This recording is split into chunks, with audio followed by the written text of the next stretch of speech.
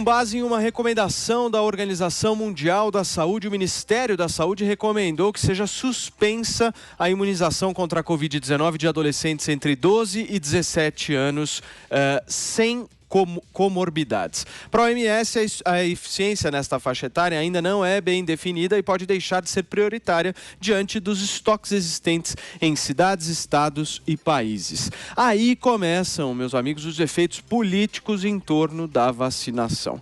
A CPI da Covid-19 reagiu imediatamente e requisitou que o Ministério da Saúde explique em um prazo de 48 horas quais fundamentos científicos embasaram essa decisão. O Conselho Nacional dos Secretários de Saúde e o Conselho Nacional de Secretarias Municipais de Saúde cobraram um posicionamento da Agência Nacional de Vigilância Sanitária e defenderam também a vacinação de adolescentes com ou sem comorbidades. A Prefeitura aqui de São Paulo anunciou que vai manter a vacinação de jovens entre 12 e 17 anos sem comorbidades. Em uma entrevista coletiva, o ministro da Saúde, o ministro Marcelo Queiroga, fez um pedido diretamente aos municípios brasileiros. Vamos ouvir. E a vacina é a vacina da Pfizer. Então, meus amigos, 5.570 secretários de saúde do Brasil, sigam a recomendação do PNI. Sigam a recomendação do PNI. Não dá para o Ministério da Saúde se responsabilizar por condutas que são tomadas fora das recomendações sanitárias do país. Tá aí a fala do ministro Marcelo Queiroga, ministro da Saúde. Vamos conversar com o Piperno, começando com ele hoje. Fala, Piperno, boa tarde para você. Eu quero saber se você acha que essa vacinação também se politizou no país, cara. Quem é que tá certo? São os governadores? São os prefeitos? É o governo federal? Quem é que tá certo? Quem é que tá errando nessa história? Boa tarde. Boa tarde, Paulo Matias. Um grande abraço aos senhores e senhoras. Veja, essa questão da vacina, ela se politizou desde o dia em que a pandemia surgiu. Agora, vamos lá também algumas questões.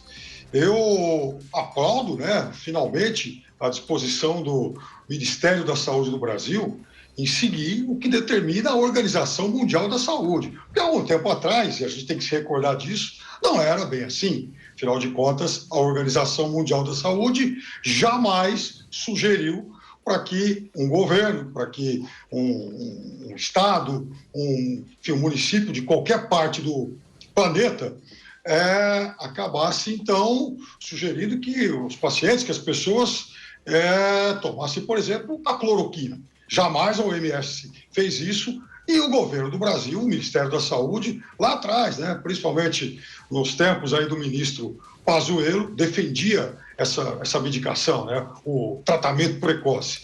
Então, eu aplaudo o fato de que o Ministério da Saúde do Brasil finalmente se renda à ciência. De qualquer forma, não é que também a OMS diz que não é para aplicar a vacina. Ela disse que esse grupo não é, obviamente, um grupo prioritário, porque, afinal de contas, a fila é muito grande. As pessoas mais idosas têm que tomar a vacinação antes. Agora, há uma suspeita por parte de municípios, isso a gente também, aliás, municípios e secretarias estaduais, isso a gente vai ter uma noção mais clara nos próximos dias, de que, na realidade, o problema seja o da falta de vacinas. De qualquer forma, a Prefeitura de São Paulo vai manter a vacinação, do Rio de Janeiro também, de Porto Alegre, Distrito Federal e muitas outras pelo país. Certamente, esse é um assunto que ainda vai acabar rendendo muito. Agora, Constantino, quem é que está politizando a vacinação aqui no Brasil, na sua opinião? Paulo, eu vou ser um pouquinho mais duro e severo com o uso do termo. Não é nem só politização. Eu estou desconfiado que tem muito dinheiro envolvido. Está muito suspeito isso. É criminoso o que estão fazendo, criminoso. Em primeiro lugar, a OMS não fala em nome da ciência. Ela mesma se mostrou muito errática nessa pandemia toda e é comandada por um marxista revolucionário acusado de corrupção na Etiópia. Virou um puxadinho da ditadura comunista chinesa. Mas mesmo a OMS está contra isso, e não é só por questão de prioridade, não. É por questão técnica e científica. Faltam estudos. Crianças não são cobaias e estão sendo tratadas como ratinhos de laboratório por gente com muitos interesses obscuros e que não parecem humanitários, né? O ministro Queiroga falou hoje em ciência self-service, né? Cadê o padrão de ouro duplo cego que cobram dos tratamentos precoces, que no mundo inteiro foi usado, né? De formas diferentes, remédios para isso? Cadê a mesma cobrança quando diz respeito à vacina para crianças, para adolescentes? Agora vamos trazer um dado aqui dos Estados Unidos. São quase 650 mil mortes atribuídas em mais de um ano e meio à Covid, né? 650 mil quase. 412 de 0 a 17 anos nessa faixa etária. E quase todos, certamente, com comorbidade. Isso dá 0,06% do total. Só para o nosso ouvinte ter uma dimensão da ordem de grandeza, né? Isso é mais de um ano, está acumulando as mortes, né? Morrem por ano algo como 4 mil crianças afogadas nos Estados Unidos. 10 vezes mais do que morreu com Covid e com comorbidades, ao que tudo indica, a imensa maioria, em um ano e meio, né? Então, nós estamos aqui falando de lobby da Big Pharma. Não dá para ser ingênuo. A Pfizer sozinha estima faturar esse ano mais de 30 bilhões de dólares só com a venda de vacinas, né? Então, muito China Inbox irrigando aí veículos de comunicação no Brasil e, eventualmente, governos estaduais e municipais para essa postura tão intransigente e anticientífica quando diz respeito a crianças, sendo que já temos óbitos. Já temos óbitos na lista com as mãos sujas de sangue por esses irresponsáveis e todo mundo, fingindo que nada acontece e a mídia cúmplice, escondendo, né? Criança não é cobaia. Eu já tenho minhas dúvidas em relação a adultos e passaporte vacinal, obviamente, é algo ligado a controle social, não é preocupação humanitária. Mas envolver criança nessa brincadeira é desumano demais da conta. Bruna, o Constantino fala em lobby. Você concorda com ele? Eu não tenho a menor dúvida, né? Porque o problema é o seguinte: vacina, de fato, é uma política de saúde pública que funciona. Então, já tem adesão da sociedade, você tem planos nacionais de imunização e tal. Então, é evidente que a probabilidade de se conseguir muito dinheiro com uma situação de pandemia, ela aparece, né? E aí as pessoas esquecem de entender que ciência não é dogma. E, de repente, o dogma de que a vacina é perfeita e não pode gerar risco nenhum foi aí instaurado. A tal ponto que se tornou proibido discutir a questão de eventuais riscos que a vacina ofereça, como qualquer medicamento pode dar algum tipo de efeito colateral, né? E o Ministério da Saúde, ele recebe essas informações. O Ministério da Saúde, evidentemente, apresenta aí um discurso muito afinado com esse ambiente que a gente está, que da opinião pública proíbe que se discuta a dificuldade de você assumir a responsabilidade por indicar aí uma vacina que, de fato, está aí no comecinho, talvez se tornar boa vai ser daqui a 5, 10 anos, e pondo criança na jogada, né? Então, assim, seria uma responsabilidade absurda, considerando, então, que o Ministério da Saúde já recebeu aí uma carta de uma mãe que perdeu um filho de 28 anos. Né? A gente tem aí esse caso do Bruno Oscar Graff, que realmente morreu 10 dias depois de ter tomado a primeira dose da AstraZeneca. Então, a gente sabe que há pessoas que sofrem com a aplicação da vacina, mas isso não pode discutir. E a mídia está fazendo silêncio sobre esse caso. E a mãe dele, desesperada, querendo que o assunto seja discutido, para alertar outras pessoas. E assim, a gente está falando de um jovem. Então, já imaginou se esse tipo de coisa começa a acontecer com crianças? Aí a mídia vai calar a boca, vai ficar feio, né? O Ministério da Saúde recebeu uma carta dessa cidadã, que foi muito responsável de ter feito isso, alertando sobre esse problema com um caso concreto, né? E o Ministério da Saúde provavelmente recebeu muitas informações desse tipo, sobre os riscos, né, envolvidos aí na vacinação. E coube aí apresentar um discurso, né? Não, é porque não é prioritário, simplesmente para não chocar a opinião pública e não trazer mais ataques ao governo, não tenho a menor dúvida. Por quê? Porque está proibido que até o governo, até os agentes de comunicação falem o que realmente eles pensam, porque senão vai criar um alvoroço, justamente por causa da politização, de um assunto que é científico. A medicina, não é que a medicina... a medicina é ciência. O nome é ciência experimental.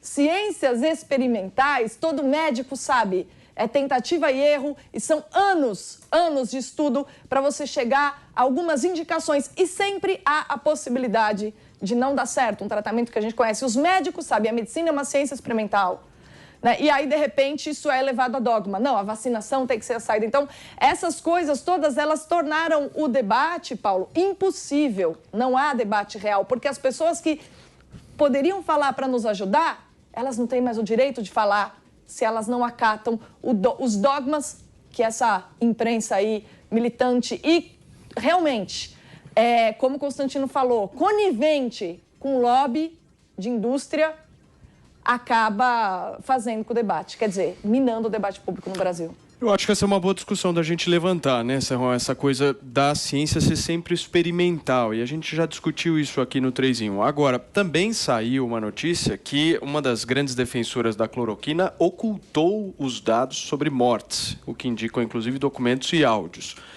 Uma coisa é você testar, outra coisa é você ocultar. Exatamente. Saudações, meus amigos e amados haters. Essa questão da vacinação, ela ultrapassou todos os limites da sanidade. É um debate que não conseguiu chegar ainda a uma conclusão perfeita com o mínimo de sanidade, levando em conta que o mais importante é a vida das pessoas. Por enquanto está valendo o esquema dinheiro acima de tudo. Vacina foi definido há algum tempo como o grande negócio bilionário da indústria farmacêutica para faturar. Então, como tivemos essa pandemia, que foi amplificada também em termos de marketing, em termos de comunicação severa, de medidas de engenharia social, foi tudo aproveitado, veio um pacotão junto e aí vendeu-se que a vacina era a única solução. Criou-se o tal dogma da vacina. Isso é científico? Claro que não é, mas do ponto de vista da comunicação, da imposição, da forçação de barra psicológica sobre as pessoas, acabou sendo. Então, houve uma demanda das populações sobre vacinação, principalmente em países do terceiro mundo. Lá no primeiro mundo é diferente. Lá, muitos não aceitaram ser vacinados porque eles não tinham a certeza absoluta de que a vacinação era o remédio eficaz para resolver e proteger contra a Covid. Mas aqui no terceiro mundo foi quase que um consenso. Então, vacina, vacina, vacina. E sobre a nossa juventude, houve uma pressão psicológica gigantesca para essa vacinação, sobretudo sobre aqueles que têm comorbidade. E a quantidade de brasileiro que tem comorbidade, jovem e adulto, e não sabe, ela é impressionante. Então, a gente deveria ter levado também muito a sério uma discussão sobre qual é o nível real de saúde do brasileiro, independentemente dessa pandemia, que ela vai valer, outras pandemias virão. Todo ano tem campanha de vacinação para tudo. Todo ano temos problemas. Já esqueceram da dengue, chikungunya e companhia limitada? Parece que sim. Depois do Covid, não tem mais outra doença que não seja ela. Mas isso não é verdade. Então, precisamos sim saber qual é a real situação de saúde do brasileiro, qual é a real situação da demanda da saúde pública no Brasil. Nós estamos até com um dado esquisito agora. Muita gente não está querendo ser atendida ou fazer cirurgias nos hospitais públicos, na rede pública de saúde, temendo a Covid. Então, nós estamos tendo aí um movimento contrário do brasileiro habitualmente hipocondríaco, com mania de procurar médico por qualquer coisa, a não querer procurar mais a saúde pública em função do que foi ocorrido durante essa pandemia. Então, precisamos retomar o debate para a sanidade. Agora, quem tem que decidir sobre vacinação é o Ministério da Saúde. O resto, cala a boca e obedece. Agora, Piperno, nós estamos vendo os governadores peitando, querendo fazer a vacinação, o prefeito falando que vai fazer a vacinação, o Ministério da Saúde falando um caminho contrário. Como é que você vê isso? Como é que a gente vai resolver essa situação? E qual que é o processo, o melhor processo que deve ser feito em relação à vacinação, essa continuidade de vacinação aqui no Brasil? É claro que prefeitos, governadores, eles querem fazer a vacinação, grandes empresários, eles são a favor da vacinação, porque eles querem ver de novo o consumidor nas ruas, a economia voltando a girar, as pessoas voltando a circular, até porque até aqui não se encontrou nada mais eficaz do que a vacina. Aliás, o Brasil é um país onde a Covid chegou a matar mais de 4 mil pessoas por dia. Agora, felizmente, esses índices foram bastante reduzidos, embora com um preocupante viés de alta nos últimos dias. Então, é óbvio que a lobby das big techs, é claro que os grandes laboratórios, eles querem que se venda mais vacina, assim como, por exemplo, os laboratórios, as big techs, fabricantes aí de cloroquinas, dos remédios contra a picada de carrapato, porque essas coisas são eficientes para malária, carrapato. Em momento algum, tiveram eficácia comprovada no combate a essa pandemia, que já, aliás, acabou afetando mais de 200 milhões de pessoas em todo o mundo, matando quase 5 milhões, atingindo, aliás, mais de 20 milhões de pessoas aqui no Brasil. Isso dos casos efetivamente comprovados, fora quem não conseguiu fazer a devida testagem. Então, a economia mundial, enfim, o planeta todo entrou em colapso e conseguiu vai conseguindo sair dele graças à vacina, que é evidente que recebe críticas aí de pessoas não muito, digamos, sensíveis à ciência. Mas, por exemplo, o presidente da República e o ministro da Saúde do Brasil, falando aí em big techs, em lobby dos grandes laboratórios, cansaram de posar e aparecer em vídeo e tal, com caixinha do remédio lá para picada de carrapato. Quer dizer, quer mais lobby do que isso? Piperno, você falou que algumas pessoas fazem críticas. Aqui no 3 em 1 tem que nomear, hein?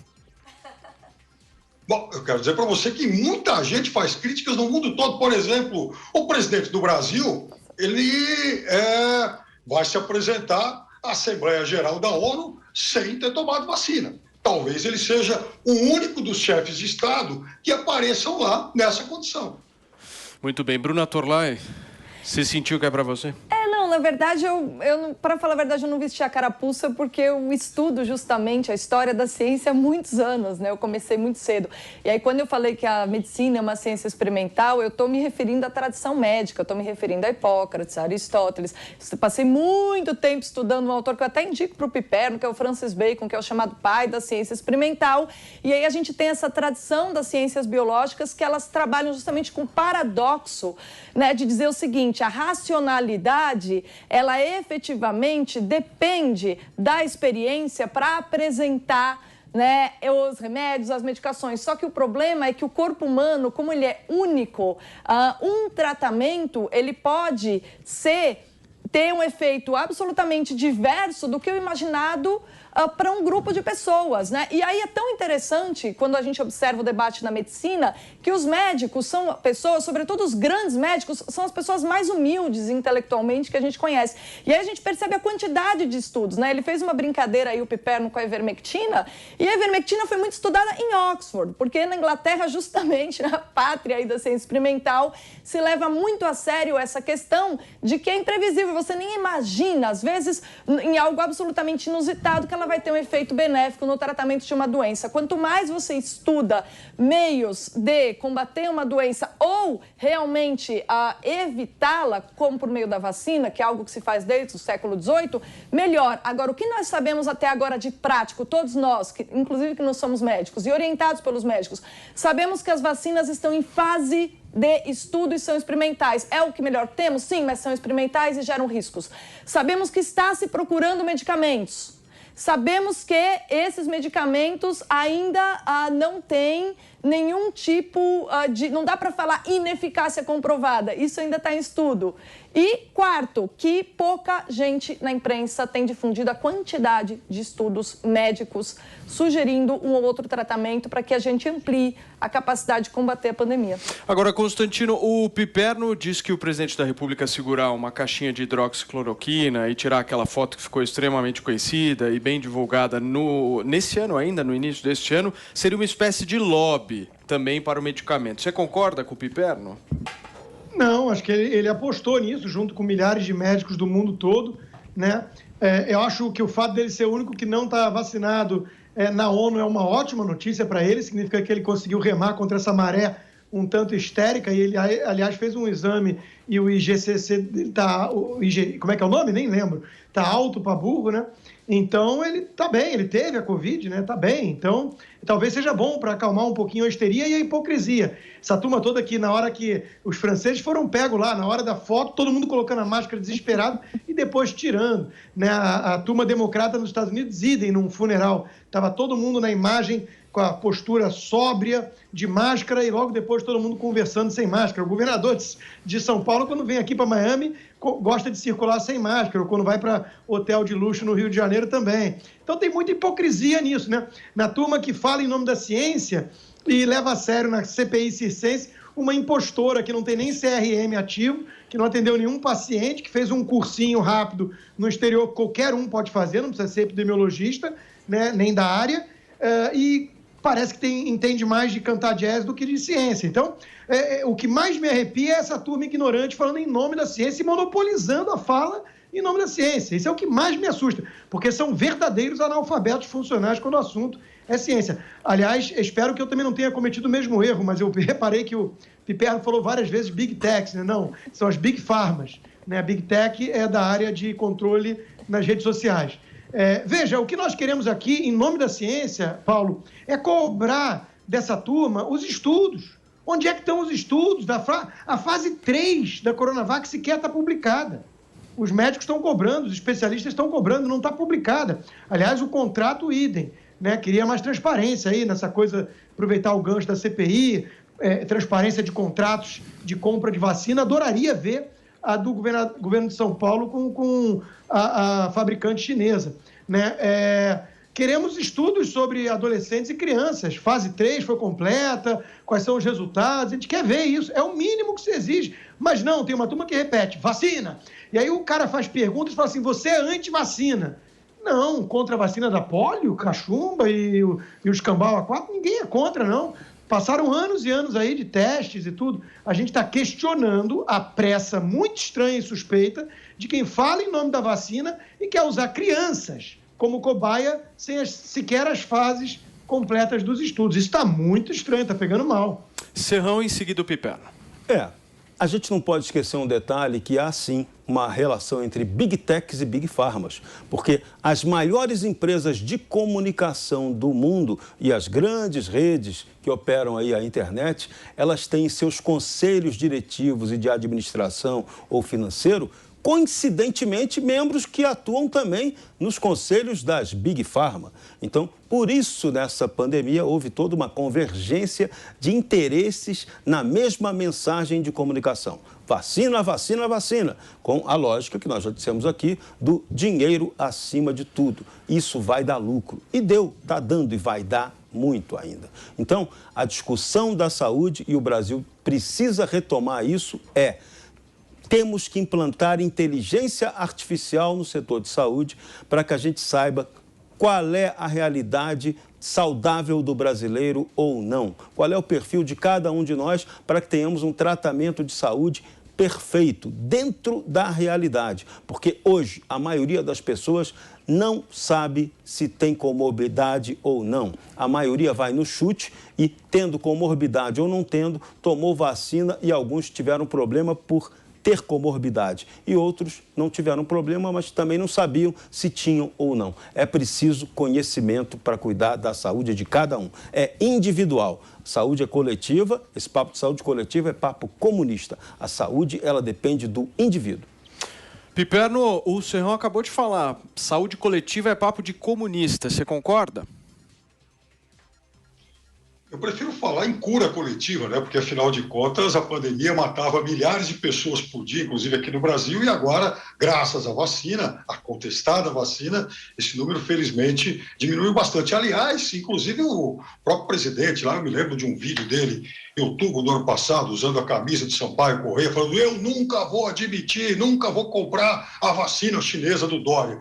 E agora o governo de São Paulo, nessa semana, entrega, então, o último lote das 100 milhões de doses da vacina chinesa que o governo federal comprou. Agradecendo ao Constantino, de fato eu falei em Big Tech, estava lendo algo aqui do lado, ficou na cabeça isso, Big Pharmas, e em relação ao que a Bruna disse, citando realmente ícones da medicina, é verdade, concordo com ela em relação a todos esses nomes citados, e sugiro também uma boa leitura nas idas e vindas, e principalmente nos recuos do Dr. Didier Raoult, francês, tem um instituto em Marseille, que no começo foi uma das referências aí nesses tratamentos precoces, defensor fanático, enfim, um árduo defensor da cloroquina e desses outros medicamentos lá atrás, lá no início, e que recentemente voltou atrás.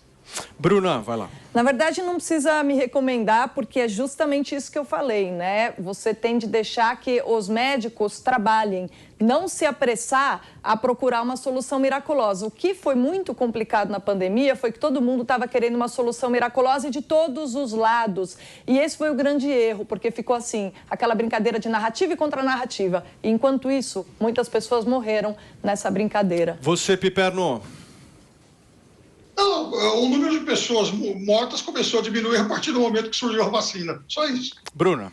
Na verdade, essa questão da cloroquina politizada, ninguém tem dúvida de que foi um erro e de que é um absurdo, porque as pessoas movidas pela esperança e pelo desespero quiseram apostar num tratamento. Agora, justamente o cerne do meu raciocínio é que justamente porque a medicina é uma ciência experimental, não dá para você sair aí com trunfos. E a vacina, a gente está vendo algumas pessoas que têm reações adversas graves, inclusive a morte, e não é justo que essas pessoas sejam invisíveis no debate. Não é justo que a gente finja que não está vendo as pessoas que sofrem de reações adversas da vacina. Todo medicamento gera e tem riscos. Fábio. Nada melhor do que a vacina foi inventada até agora para se combater a Covid. Constantino, quer fechar? Ô Paulo, eu fecho da seguinte forma, né? Há alguns indícios, sim, de que a vacina oferece resultado para redução de risco de internação e óbito. E há também uma grande diferença da qualidade de vacina para vacina. Não é à toa que estão falando na terceira dose já da Coronavac, que o governador descartou à época. Gostam muito de pegar falas passadas do presidente Bolsonaro, mas não pegam o Dória recomendando por meio do seu médico, doutor Davi Uip, a cloroquina, não pegam ele garantindo que é 100% de chance de evitar hospitalização e óbitos tomar vacina, né? Fala isso para tantos que morreram. E também garantindo que não ia ter terceira dose, né? Então, a ciência exige humildade. O que a gente vê na militância da imprensa é dogma, narrativas e politização. Isso é anti-ciência. Serrão, para acabar com esse bloco. Eu vou chamar o VAR de sempre, para o ponto grave de tudo que ocorreu nessa pandemia. As Big Techs, muitas patrocinadas pelas Big Pharmas, tendo interesses comuns, elas interditaram o livre debate sobre a saúde. Isso foi o ponto gravíssimo, porque ciência tem que ser debatida com seriedade, assim como também as ações de saúde.